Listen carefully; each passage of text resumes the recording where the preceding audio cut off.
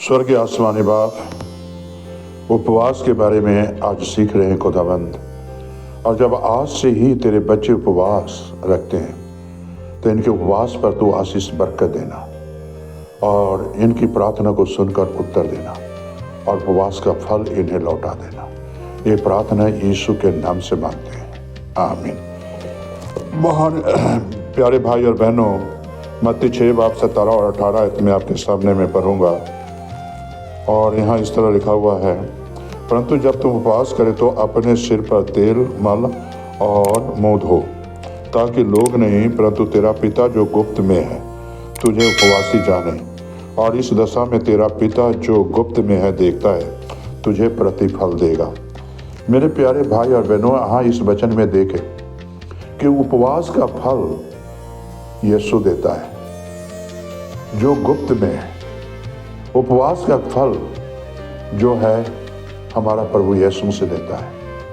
और जब उपवास करेंगे तो अपने सिर पर तेल भी लगाएं, मुंह भी धोएं, ताकि आपका चेहरा उखड़ा ना हो बल्कि आपका चेहरा चमकता हो। और मेरे प्यारे भाई और बहनों, तब परमेश्वर आपको फल देगा। जब प्रभु यहोवा ने मूसा को 10 कमांड देना था, तो जब पहाड़ पर गया 40 दिन तक उसने खाना नहीं खाया। मेरे प्यारे भाई और बहनों, क्या परमेश्वर ने मूसा को फल नहीं दिया? फल दिया, प्रतिफल दिया। और 40 दिन में जो है देखिए उसका चेहरा नूर की तरह चमकता था। आज क्या हमारा चेहरा नूर की तरह चमक रहा है? अगर हम उपवास करते हैं तो चेहरा तो हमारा मुरझाया रहता है। आपको आज उपवास करते हैं तो परमेश्वर के हजूरी में रहना जरूरी है और परमेश्वर से प्रार्थना करना जरूरी है। जितने दिन मूसा ने परमेश्वर के हजूरी में रहा, परमेश्वर जो है उसे सामर्थ देता रहा, परमेश्वर उसे शक्ति देता रहा। और 40 दिन तक देखो बिना खाना खाए रहा, लेकिन परमेश्वर ने उसे कभी बल कम नहीं होने दिया। मेरे प्यारे भाई और बहनों, इसी तरह आज अगर उपवास करते हुए परमेश्वर के हजूरी में, तो मेरे प्यारे भाई बहनों, आपका बल कभी घटेगा नहीं, आप उदास नहीं होगे, कभी आप कमजोर नहीं होगे, उपवास में आप बलवान बनोगे।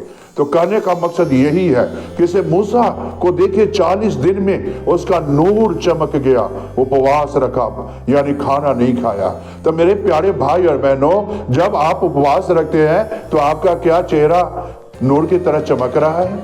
क्या मुरझाया हुआ है या शाम तक मुरझा जाते हैं? मेरे प्यारे भाई बहनों, उपवास रखते हैं तो जब भी भूख लगे तो चाय बना ले, कब भी भूख लगे तो ये काम कर ले। तो मेरे प्यारे भाई बहनों, दिन भर में 10 कप चाय पी लिया तो वो उपवास का कोई भी फायदा नहीं है। मेरे प्यारे भाई बहनों, जब उपवास रखते हो तो आपका चेहरा मुरझाना नहीं चाहिए। आप ये सोच लो, यीशु के आगे मैं उपवास रख रहा हूँ, यीशु के आगे मैं जो है आज फास्टिंग कर रहा हूँ, यीशु के आगे मैं जो उपवास का राशन है उन गरीबों को बांटूंगा। यीशु के साथ कंपेयर तो करो आप, थोड़ा सा जो है यीशु के साथ तो चलो, यीशु के साथ तो वाचा तो बांधो। और उस वाचा जब बांधोगे तो मेरे प्यारे भाई बहनों, यीशु आपको आशीष देगा।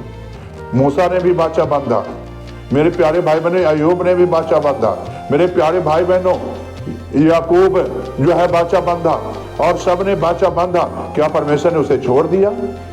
मेरे प्यारे भाई और बहनों, जिस परमेश्वर ने हमें और आपको बनाया है, वो परमेश्वर जब उपवास करोगे तो आपको बलवान बनाएगा, कमजोर नहीं बनाएगा, ताकतवर बनाएगा।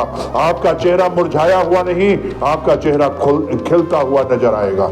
मेरे प्यारे भाई बहनों, इसलिए उपवास करें तो जो है परमेश्वर के आगे जो गुप्त में है वो पिता उपवासी जाने, ताकि जो है आपके चेहरे पर रौनक रहे और आपको फल मिले। क्या आप फल चाहते हैं? आप क्या आप फल लेना चाहते हो?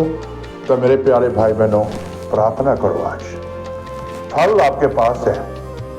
उपवास करो यीशु के आगे, जिस तरह मूसा यहोवा के आगे 40 दिन तक खाना नहीं खाया, उसका चेहरा चमकता रहा। काश जो भाई बहन 40 दिन उपवास रखेंगे उनका चेहरा इसी तरह चमके, इनका चेहरा इसी तरह रौनक बना रहे उनके मुंहों पर, उदासी न रहे।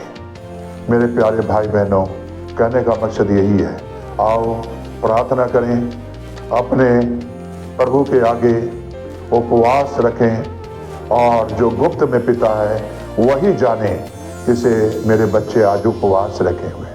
प्रार्थना करें। स्वर्गीय आसमानी बाप, ये तेरे बच्चे हैं, तेरे बच्चों को तेरे हजूरी में पेश करता हूँ, जो आज से उपवास रखते हैं। इनकी मदद करना खुदाबंद, और इनके चेहरे पर खुदाबंद तेरी नूर रहे खुदाबंद, और वो नूर खुदाबंद तेरी मेल और मोहब्बत का हो खुदाबंद, उपवास का हो खुदाबंद। जो गुप्त में पिता है खुदाबंद, वो जानता है इसे उपवास तेरे बच्चे रखे हुए हैं। हमें परमेश्वर के आगे उपवास रखना है। हम दिखाने के लिए ना रखें, दिखाने की रखोगे तो आशीष नहीं मिलेगा। हमें परमेश्वर के आगे उपवास करें और उपवास का राशन गरीबों, अनाथों और विधवाओं में बांट दो, ताकि इसका फल आपको मिले। ये प्रार्थना अपने खुदावंद यीशु के नाम से मांगते हैं। आमीन, आमीन।